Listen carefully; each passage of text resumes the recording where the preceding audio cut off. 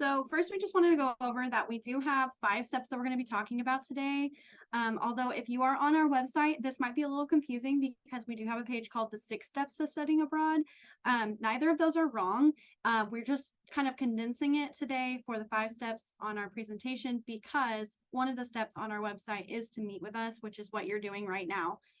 So really, we're going to talk about ranking preferences and defining goals. We're going to talk about searching our website to explore options, starting an application and making sure that you're applying to all the things that you need to be applying to. And then lastly, just going through that to-do list before you go abroad. And oh, I'm sorry, one more thing. Get that down. The final steps, which are just the last major things that you'll need to attend, like the pre-departure orientation. You'll need to make sure you're enrolled in a placeholder and that you download the insurance app. Okay, so the first step is defining your goals, which is partially what you're doing here. We do ask students to really think about some bigger questions before you actually make your decision on where you want to study abroad or what you want to do. What do you actually want from your time abroad? What's really important to you?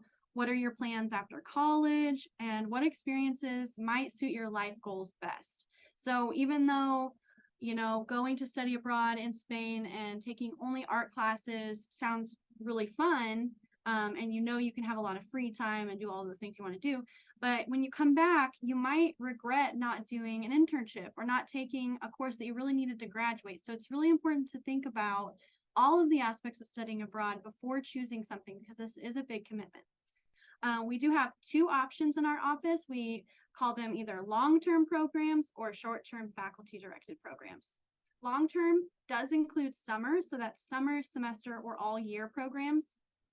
Short-term faculty-directed programs can be anywhere from 1 week to, I think, 8 weeks is our maximum, but usually they're around 7 to 10 days. That's our most common short-term faculty-directed program. Those are led by Missouri State faculty, and we'll go over a little bit more detail about what that means here in a couple slides.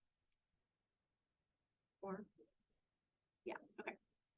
Another thing we like students to do is take into account some of the major points of decision making when you're choosing a program. So internships or service learning. Do you want to do an internship? Have you even thought about it? Have you thought about doing service learning while you're abroad? What is important to you academically? What kind of classes are you missing? Do you have general education requirements that you need to complete? All of those things can contribute to where you end up studying abroad and what program you go through. Housing is really important. We have 3 major housing options that are usually offered on different programs. So when you're looking at our website, you'll see something called homestay, which means that you're actually staying with a host family in that culture. And that might be a really good option for someone who's wanting to learn language or get a really in-depth cultural look at another country. And then we also have dorm stay for someone who's wanting to meet more people from all over the place, from all over the country and all over the world. They're meeting people that are also at that university. And then our last option is independent housing, like apartment stays, which is way more independent. And that means that you'll have to be much more of a self-starter, working towards some of the issues that arise from being in another country. Then you'll want to think about level of support. If you've never been abroad, it might not be best to go to a culture where you don't speak the language and you have no one that you can call on and you're having to figure out visa applications all by yourself.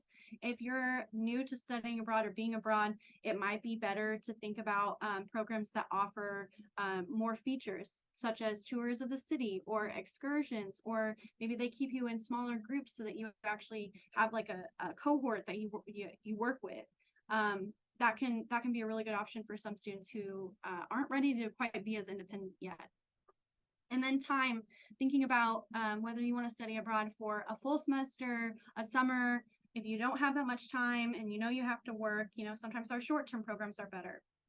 And then also thinking about how soon you want to study abroad, whether that's a few years from now, maybe a couple years from now, or maybe it's next year, or maybe you want to go for the summer. You know, it's important to keep that in mind to make sure that you're keeping up with deadlines, especially if you're thinking you're going to study abroad sooner rather than later. And then lastly, if you're learning a language, make sure you're thinking about where you can actually study that language. I know this comes as a shock, but you cannot study French in Costa Rica, most likely. I mean, there might be a class or two, but you're not going to get the same experience you would if you went to France or any other French-speaking country. So lastly, we want to say, please communicate with your academic advisor. They really like to know what your plans are. And if they know that you're going abroad, they can help you find courses that are easier to find abroad. They can work you through the basic education requirements, making sure that you know what you're still looking for, which can help you in your search to finding a program. Okay. And then once you kind of know what your goals are, it's really important to start exploring all the different options.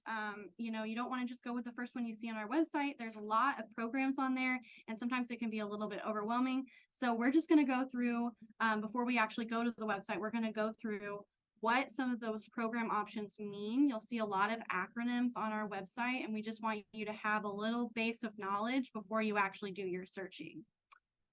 So first, you will see short-term faculty-directed programs listed on the website.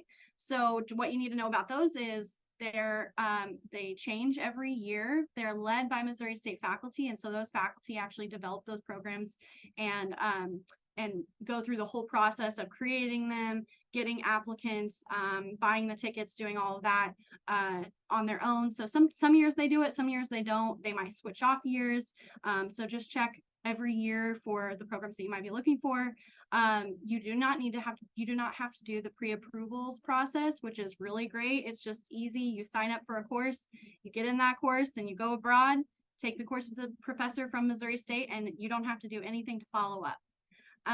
Usually they're about 7 to 10 days, like I said before, and you are traveling with a group of Missouri State students. So this is great for people who want to meet people that they will know the rest of the time that they're on campus. And yeah, it's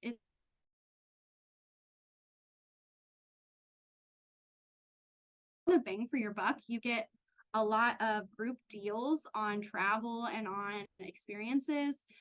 You're spending a short amount of time, but those professors, they pack it full of excursions and fun things to do, and you're getting someone to guide you to the best places that they know of. So you definitely get you get what you pay for. You get a really great experience in a short amount of time. They're great for students who have limited time or specific course requirements, especially if a student can find a program in their department. Those faculty in that department will lead programs that have courses that you're looking for. Or those who haven't been abroad before. Like I said, it's great for students who aren't ready to just make the jump and be independent abroad. So I'm guessing you're probably going to want to do a full semester. So let's choose fall and spring. Countries, we're going to do Germany. And Austria, right there at the top. Whoa. Okay. We would like to study, what was it we were studying? Psychology, that's right. So let's type that in. I'm sure that some things will come up, but one thing I will note is sometimes our program providers will list psychology as one of their areas of study. Even if they offer just a lower psychology class, if you're looking for something more specific, like higher level psychology classes, you might want to come and chat with us, and we might work with our program providers to find the programs that have those higher level courses that you're needing. But for now, let's just see what comes up. Okay, awesome. You'll see Global Experiences, which is our internship program. We have ISEP, and this is an ISEP exchange, meaning it's going to be lower cost and lower support. We have ISA, which is one of our higher cost but higher support, although that rule is not fixed. And sometimes you'll be surprised by how budget friendly some of the higher support programs can be. It just really depends on where it is, when it is, and all kinds of different things, all kinds of different situations. So another thing that you might take into consideration while you're looking at these options is the size of the city, which doesn't sound that important, but I will say that if you're looking for something that is a much more global experience, and a lot more opportunities to speak English, maybe you don't want to learn German, then you might look for a town that's larger, like Berlin. But if you're looking for something that's more of a cultural experience and you want to get some language acquisition happening, we do tend to encourage students to look at smaller cities just because there tends to be less of a global influence on smaller cities. So that might be something you take into consideration. Maybe it doesn't matter. Maybe the type of program is more important to you, and that's okay. So let's play around with, let's do ISA just for now. Okay, so this is what we call our brochure. It'll give you a really good rundown of just very basic information. Like here, we don't even have the start and end dates. These are uploaded by the program provider, so they might not upload these because they might have changed recently. There's a whole host of reasons that might happen. This is the kind of areas of study, meaning these are the type of classes that they generally offer every year for this program. So it gives you an idea of what you might be finding there. They have an apartment option or a homestay option, meaning they don't have a dorm option, which is really good to know.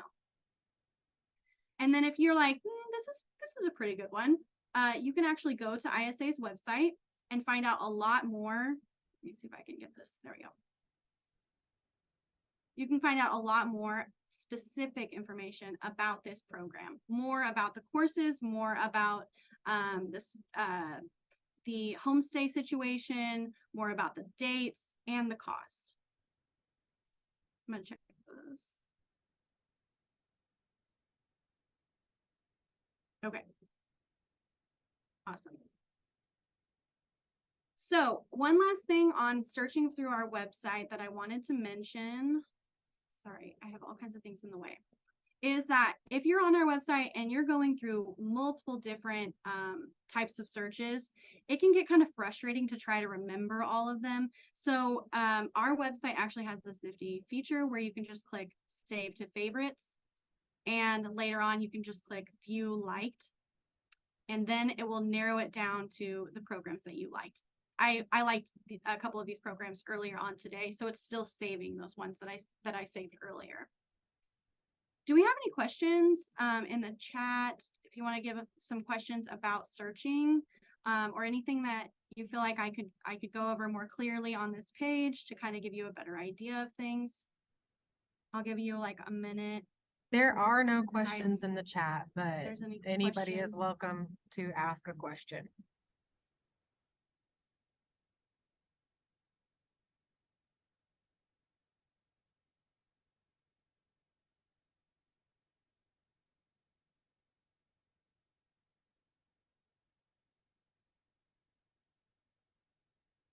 Okay.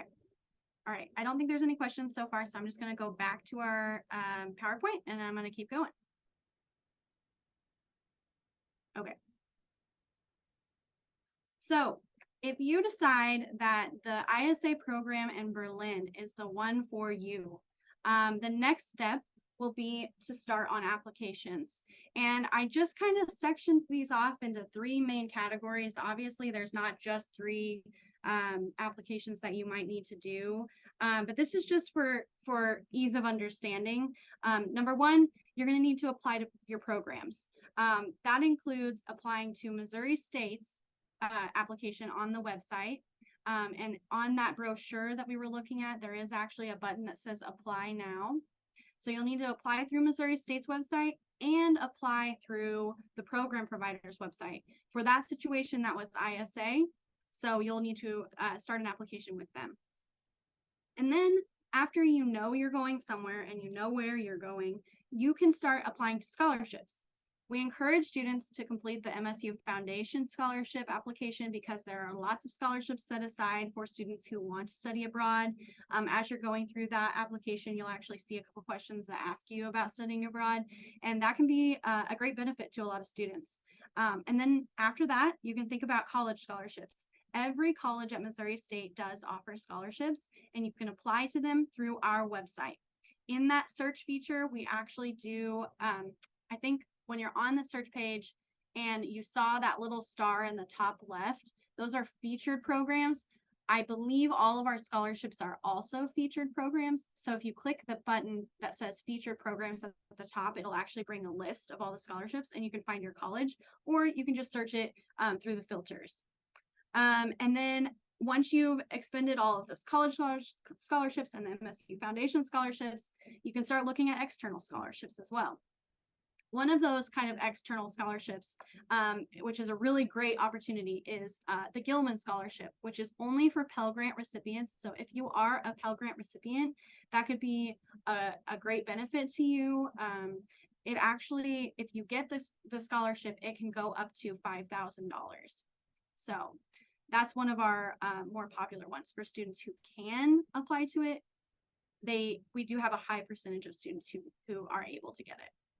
And then also, if you get a Board of Governors scholarship, a Dean scholarship, Provost, or Inclusive Excellence, we do have education abroad vouchers at Missouri State, and those are up to $1,000, and they are only one-time use. So you can't use them more than once on separate education abroad programs. And then lastly, this is going to be a little bit closer to time, but we really want to encourage students to not wait to do this. You need to apply for a passport and apply for a visa. And visas are not just credit cards. Visas are a government document that actually allows you to be in that country for an extended period of time. So you need to do your due diligence when you're researching visas and make sure that you know what's required of you. Some program providers, such as ISA, which are a little bit higher support, will provide you some assistance with visas. And then once you're in the process of doing the application, on Missouri State side at least, and I know it's like this on the program providers as well, although they're a little bit different, you'll just follow the steps that are laid out for you. You'll complete all the requirements. You're going to start choosing your courses once you know what university you're going to, and make sure that you are submitting your pre-approvals to Missouri State.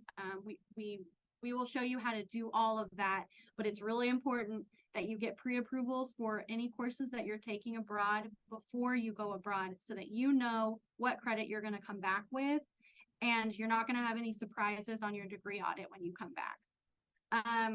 You will complete a budget worksheet, and once that's approved by our office, you will take it to financial aid, and they will help you work through how financial aid will apply to your education abroad experience. I will tell you that at Missouri State, your financial aid will apply to education abroad, which is not something that all universities do, but Missouri State is really generous in that they allow students to travel with their financial aid. We encourage you to learn about your host country to cut down on the culture shock that might happen while you're there.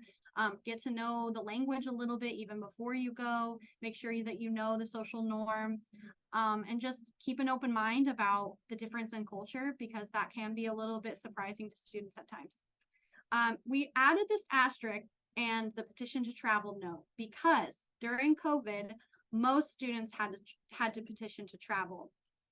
It's not as scary as it sounds. It's just filling out, you just write, it's almost like I don't know, you're writing an essay, just arguing for why you should be allowed to travel. And that goes to our safety committee, and they usually approve students. This has not had to happen this last semester, and I'm really hopeful that it never has to happen again. But if you're going to a place that the COVID numbers are rising and your country gets into level 3 or higher on the Department of State website, there is the potential that you might have to petition to travel. Like I said, I have not had any of them. I didn't see any of them get denied. But that's always, that's always a possibility. So keep that in mind. And then lastly, just watch for deadlines and stay on top of tasks. We really guide students through this process. You're not just left hanging. So as long as you are staying on task and just remembering to check in every so often, making sure that you're answering emails, and just knowing when your deadlines are approaching, you should be good to go. I don't want it to make it sound like you're going to be on your own trying to figure all this out. We really do help and facilitate students to get abroad, but we just need you to meet us halfway. I put this in here just so you have this to look over. This is our deadlines for this upcoming year.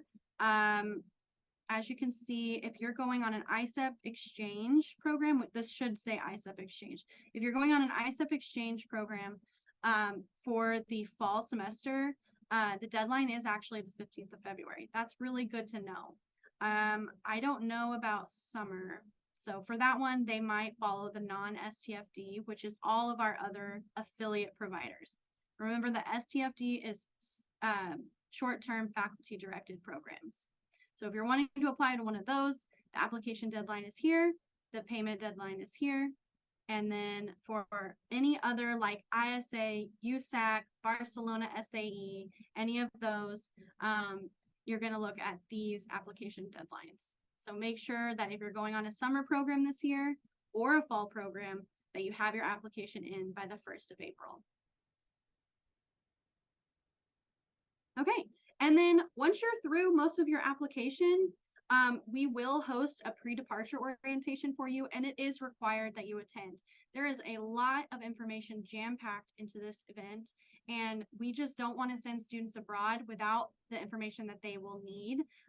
So we ask, we don't ask, we require that all students attend, and parents are also encouraged to attend. So if they can, if they're off, if they can get off for the day, we make space for them. We just ask that you RSVP on their behalf.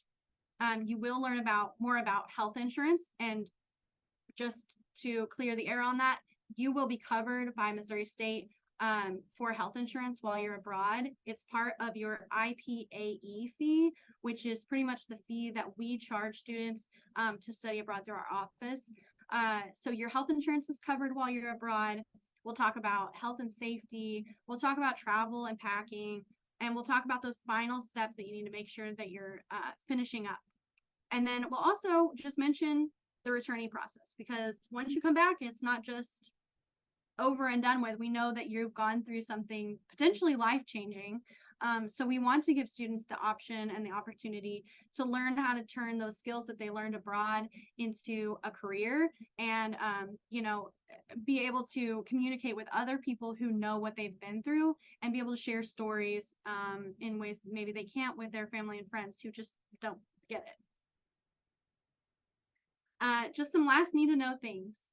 Diversity and belonging abroad is important to our office. We do have a webpage about that, but we also encourage you to come and talk to us about whatever your concerns are regarding diversity and belonging abroad.